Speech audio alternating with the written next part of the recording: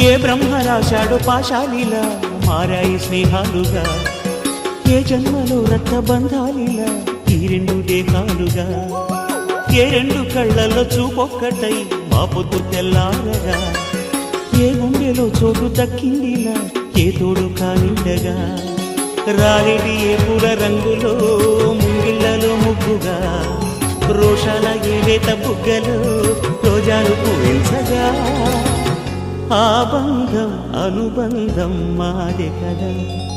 చిన్ని చిన్ని ఈ పువ్వులు చూసి జాబిలి నవ్వింది, సిరి వెన్నెల జల్లింది.